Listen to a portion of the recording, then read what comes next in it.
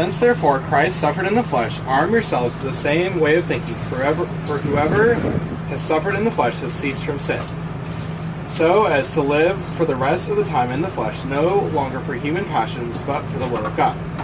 For the time that is past suffices for doing what the Gentiles want to do, living in sensuality, passions, drunkenness, orgies, drinking parties, and lawless idolatry. With respect to this, they are surprised when you do not join them in the same flood of debauchery. And they malign you, but they will give account to him who is ready to judge the living and the dead.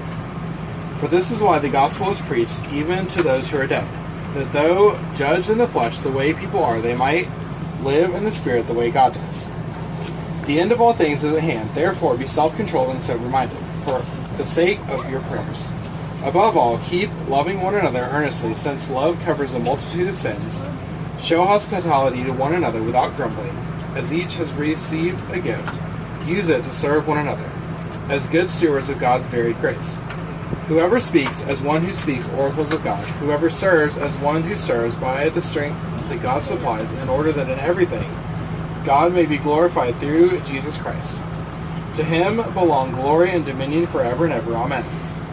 Beloved, do not be surprised at the fiery trial when it comes upon you to test you, as though something strange were happening to you. But rejoice insofar as you share Christ's sufferings, that you may also rejoice and be glad when his glory is revealed.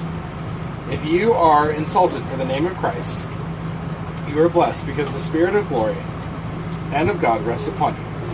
But let none of you suffer as a murderer or a thief or an evildoer or as a meddler.